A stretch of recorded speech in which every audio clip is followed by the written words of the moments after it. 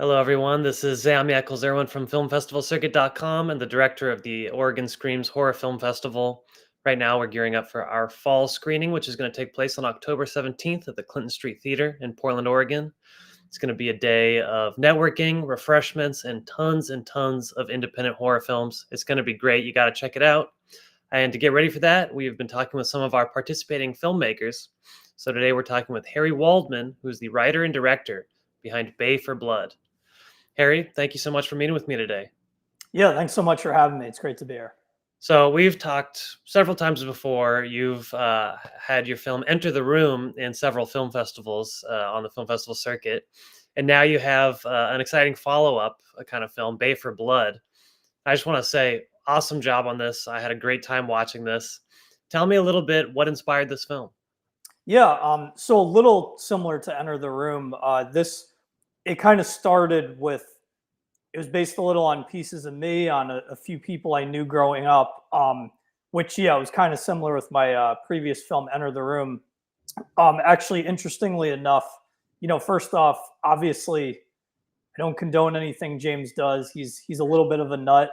um, but really, I put the most thought into his character. And actually, I went through a period, particularly in high school, where I had some people who I thought were my close friends and were not so much. And actually, the relationship between James and Rob was very loosely based on a relationship that I had with someone Mhm. in high school that was was a bit toxic. So it was almost a little bit of a revenge fantasy, and kind of when I was in those really dark moments and kind of felt like I was completely alone in high school, all those sort of dark and disturbing thoughts manifested kind of into this character, James. Of course, the main difference being that I had some darker thoughts. I didn't actually ever go through with any of them, whereas, James kind of takes it to the next level. But yeah.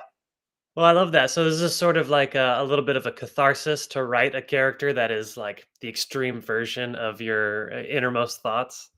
Absolutely. On the one hand, I would say, especially initially, it was very cathartic. It just felt like I was in the same with Enter the Room, but the difference being in Enter the Room that um, it was the character who was a bit crazy was based on someone I lived with, whereas Right. this was based on myself. So it was cathartic, but in a different way, and actually was interesting just about watching the film. And as I would say, is a relief and probably not a surprise, but was that I worried that watching the film, would I actually find myself rooting for James?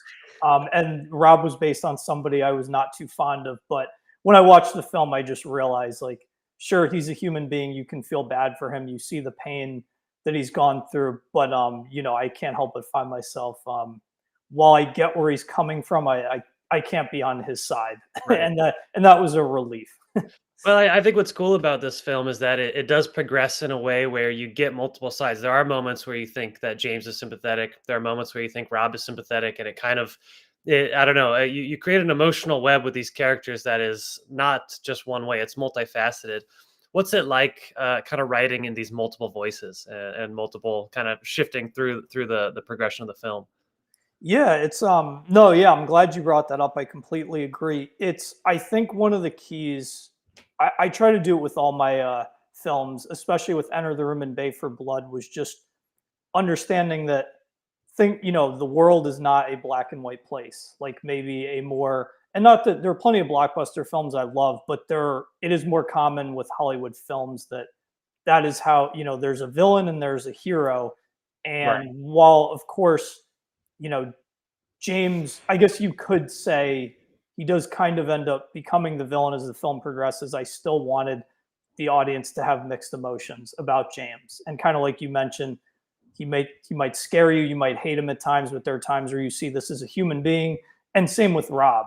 And I tried to make, they have a complex relationship, and by the end of the film, Jessica's so conflicted and she's not even sure am I doing the right thing intervening? Am Right. I doing the right thing trying to help Rob? So I think it's something I just, even though my films are very extreme, I try to ground my characters in a realism and just understand that there's many areas of life and with many people, it's a lot of times you're hovering more in the gray area, even if someone is more in the right and someone is more in the wrong. Totally. Well, and I'm glad you mentioned Jessica. I was kind of interested in her arc because she starts off as kind of partier. She's buying drugs. She seems like she's not really thinking about James or this situation at all. But then she kind of, I don't know, rises to the plate. She has, I think, the biggest character arc or biggest shift in this. Is she representing anything in this story for you specifically? Something that you'd like want to see in real life, or some aspect of yourself? Yeah, no, I'm glad you asked that because, of course, particularly the first half, the focus is really on James and Rob's, Right. traumatic or toxic relationship. She was less so, but a little bit loosely based on myself and just some others that I've, met throughout my life. And I would say what I was really trying to go with for her was that, somebody can be a little more polite, a little more agreeable, and kind of, um, maybe not hang their head low, but they don't feel the need to be showy, be flashy, impress Right. others. But then when, but they have strong convictions, and when they see something that is upsetting them or bothering them, they sort of, will stand their ground. And that's what I was going with for her.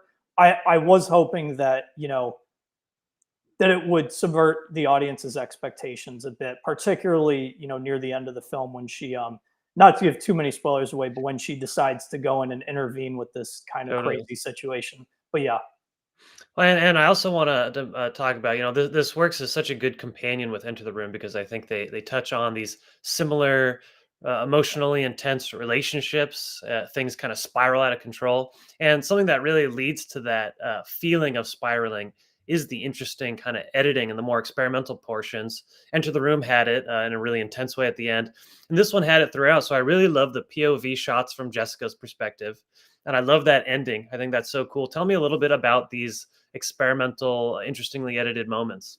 Yeah, of course. I really appreciate the comments, and yeah, I would say that with this, a little similar to Enter the Room, in that, um, I would say I just am a huge fan of. I know it's the type of editing and camera techniques, particularly when you get to bigger budget films, it's sometimes not looked so highly upon. But I'm a huge fan of that type of filmmaking. I've seen it, with plenty of indie films, and even a little bit just with for a long time. Well, I still am. I was such a huge fan of Danny Boyle. I feel like Mm, his films, that they're tonally can be these, very different extremes, and I definitely took some influence from him, yep. particularly with the closing scene from Bay for Blood. Actually, there was even though the stories are different, if you're not familiar with the film 127 Hours, there definitely were pieces of that film that I tried to put into the end of Bay for Blood. But yeah, I think just what's important for me is that tonally it matches. That if I'm doing, if I'm having a crazy spinning shot or, first person shot, it's to, convey the fact that, yeah, things are getting a little crazy. Totally. Yeah. Well, it's cool though, because I feel like between seeing these two films, I'm starting to see that you have a specific style. You have kind of a unique voice here. It doesn't feel like just another suspense thriller. There's something very distinct here with the aesthetics, with the emotional intention, with the writing, that I think is cool to see. And I'm curious now, from the filming side, what was the process like? I remember the Enter the Room, I think, was fairly smooth and it's simple. There's just, a couple setups in your house, but this one's a little bit more complicated. There's more characters, there's more scenes. What was the shooting process like? Yeah, so there were kind of two different parts. I would say the number one issue that we kind of ran into, it happened a little with Enter the Room, especially as that was my first film, was just me understanding the importance of logistics with the shot list and realizing I could have been more efficient. And I felt like I was a little bit more to an extent with setups for this film. But one issue we ran into was, while Enter the Room was actually shot in my apartment, not a huge apartment, but it's relatively open, especially the main area where we were shooting the majority of the film. With this film, if you notice the scenes in the bedroom with James and Rob, um, very small. The actual apartment was bigger, but that was my production manager was nice enough to let us shoot at his apartment. Hmm. So that was his bedroom, and there was so little space that in order to set up lights, I was really fortunate. My gaffer was fantastic. He basically had to hang all the lights up on the ceiling. Oh, wow. So yeah, so it definitely it took longer because I didn't account for that, that how much longer the setup was going to take, particularly in the bedroom.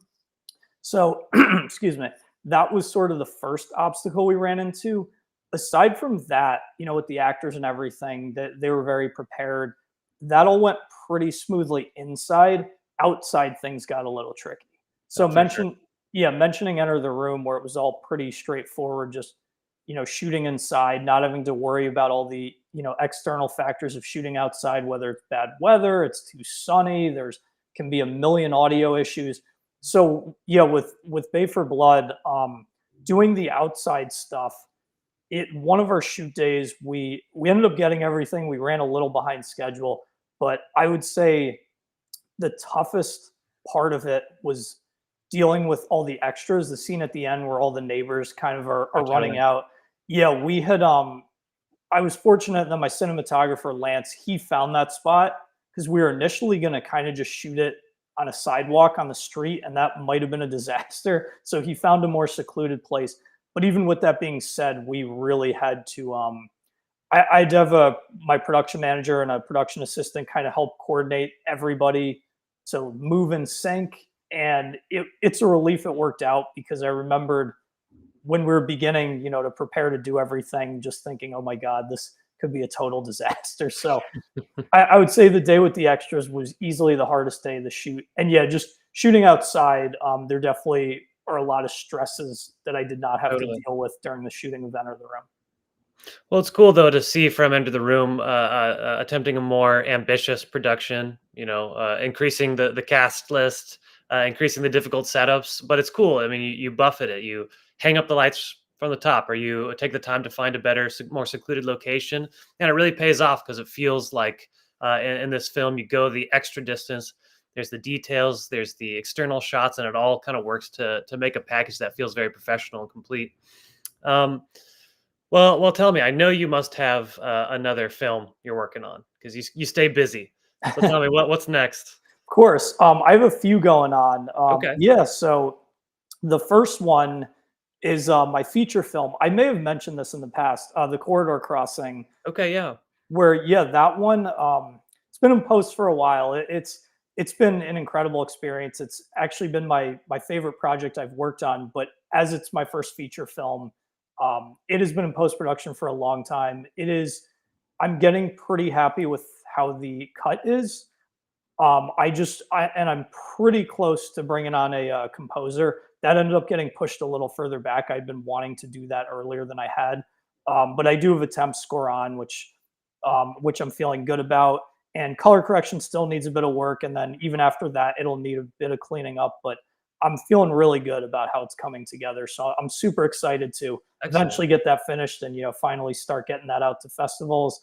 Um, Other projects, I have another feature film idea in Cautious, which that's another story very personal to me. It's going to basically be based on my childhood and a few of my friends growing up, and just basically my relationship with them and kind of their parents. That one, I do have the film outlined. I still need to write the script. I am hoping to get that one into production by next fall. Okay. And Excellent.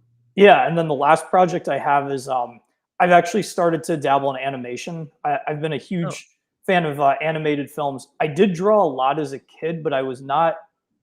I just wasn't. I wasn't super passionate about drawing. One thing that helps is that my dad actually is a professional artist and art oh, teacher, nice. so he had made one animated film back in college, and he had brought it up to me a number of times, and I thought, why don't we work together on a project? So I have a short film, this idea Slivered, which is going to be this breezier, probably just a couple minutes long, but basically just a kind of horror comedy metaphor for somebody not being able to find the right fit.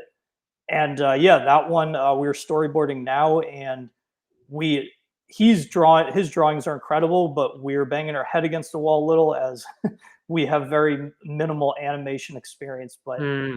it'll get there eventually, and I'm feeling pretty good about how it's looking so far.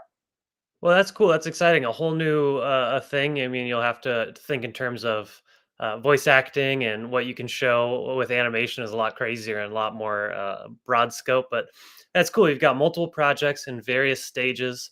Seems like you're keeping the momentum up, which is awesome. Um, and what do you think? So, is this first feature probably the first thing that you'll be getting out? You think? I think so, Okay.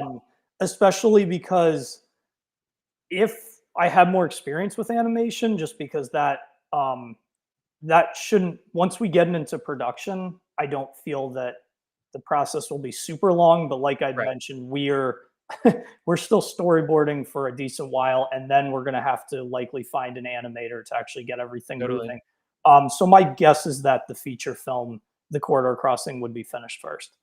Okay. Well, that's very exciting. Well, is there anything else you'd like to add about Bay for Blood? I think we covered everything. Yeah, just kind of like I mentioned, I like to make kind of wild, crazy, unique psychological thrillers, but I also, I always try to make sure that my characters are grounded in a realism and are grounded off either pieces of myself or people I've met throughout my life. Totally. Well, I love that, and I really enjoyed this film. I can't wait to play it on October 17th, and we're actually going to screen Enter the Room beforehand. So we'll work in this nice little double feature. People will be able to kind of glean your unique style precedents that you set through this, which is very exciting. And do you know if you'll be able to make this festival? I know you're based out in the Midwest, right, in Chicago. I am. I do plan to make it out, and it's nice that Okay. since I was there already last Totally. summer, it should be relatively straightforward. And yeah, I've never had a back-to-back screening of two. I've screened Enter the Room and Bay for Blood, of course, before, but having the films back-to-back sounds super exciting. It's gonna be awesome. Well, I can't wait, man. Can't wait to see you there, and I'm looking forward to that feature. Absolutely, I'm looking forward to seeing you there too, and I will keep you posted on how everything goes with the feature film. Excellent. All right.